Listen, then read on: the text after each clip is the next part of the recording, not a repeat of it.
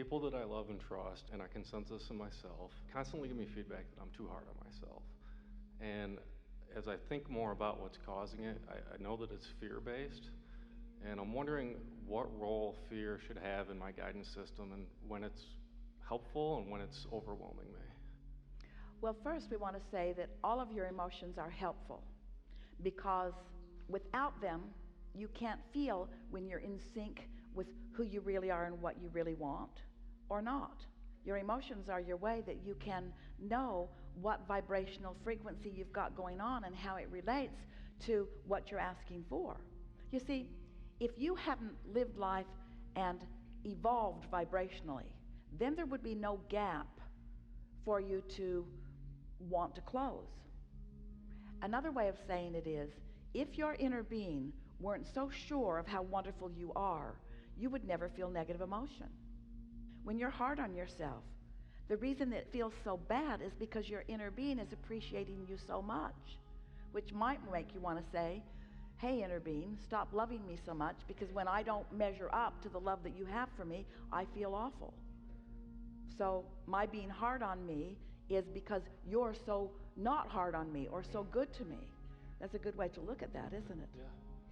So, for example, I'm in a transition period in my life, and everyone is, all the time, every day. Very good. No exception. I feel like I'm trying to be open to, I'm looking for my hell yes, and I'm trying to let it come to me. But we had this conversation earlier. A hell yes doesn't come. You know what he's talking about? Esther has a friend who wrote a book some years ago, Why Your Life Sucks and What to Do About It. Alan Cohen. And there's a segment in it that if it's not a hell yes, it's a hell no. And what he was actually saying is what we're now saying about the receptive mode. Rather than taking action to try to fix something that's broken, which is receiving inspiration from the receptive mode of vulnerability or overwhelmment or something else, wait until you're tuned in, tapped in, turned on, and really feeling good. And then when it feels like yes, then you know that the inspired action or the inspired idea or the inspired behavior is going to be beneficial to you. Okay. And so that's why you want to be aware of the way you feel before you follow the impulse, because you're getting inspiration all day, every day. So I guess I'm just wondering, is fear clouding signals that I may be having? Fear is not clouding anything. Fear is your indicator that you've made a cloud. Can you tell me more? Fear is your indicator that you're thinking about something very differently than your inner being is thinking about the same thing. So we talked about part of this earlier. You're not ever going to really feel the empowerment of something, the yes, unless there is momentum. And you're not ever going to get momentum going if you say, I want it, but, I want it, but, I want it, but. You've got to stop doing the countering thoughts in order to allow the momentum to proceed enough that you really feel the vibration of it. But you see, you're really going to like this. You all are. So let's say that there are 5 things that are pretty important to you in your life experience. And 4 of them are going quite well, and you take pleasure when you think about them. Let's say you're enjoying a particular relationship, or you're enjoying a particular hobby, or you're enjoying a particular interest in something, or a particular person. They're just things that are working well for you. And then there are a few things that aren't going the way you really want them to. So as you focus upon those things, they are different subjects, but they all feel good. As you focus upon this that feels good, and this that feels good, and this that feels good, you assume a vibrational posture that feels good, which means the subjects that haven't been feeling so good will have to begin to cooperate with the output that you are mostly outputting. It really is simple. Just find the things that feel good and focus on them, or take a nap. Find the things that feel good and focus on them, or take a nap. Just don't give airtime. Don't broadcast about things that don't feel good. Because when you broadcast about things that don't feel good, then your vibration gets all wrapped up in that, and what you're broadcasting becomes your point of attraction, and then you're introducing contradictory energy to anything. Notice, now, pick some subject that is important to you, some subject of interest, doesn't matter what it is, and give it to us. My career. So what is it? I don't have one.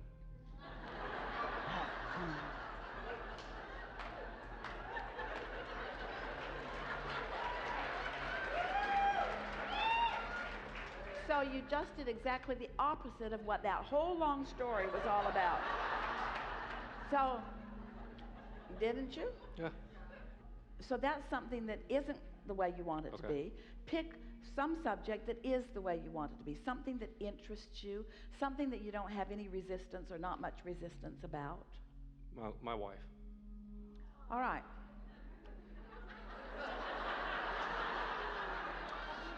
We'll deal with you later.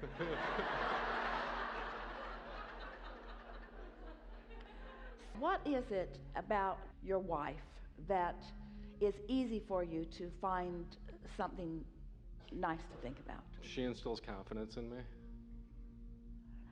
So she appreciates you? Yeah, she appreciates me. So she holds you as her object of attention and flows positive energy all over you, and as long as she's doing that, you feel pretty good? Yeah. All right.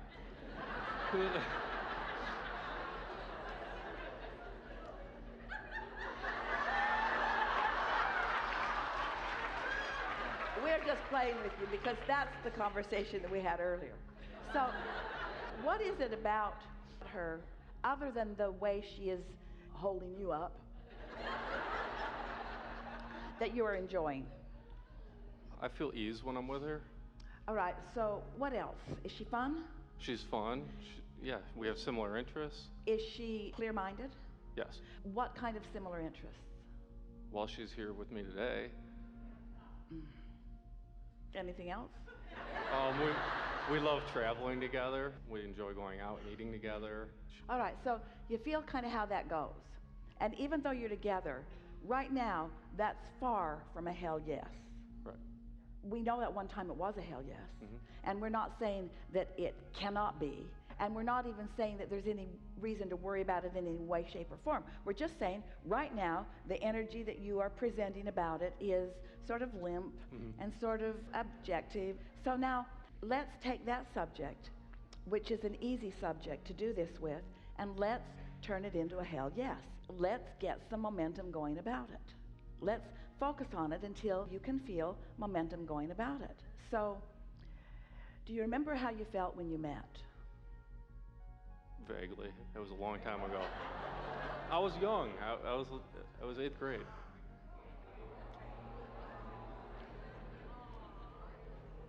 Do you remember having any interest whatsoever in this person? Yes. Yes. Yes.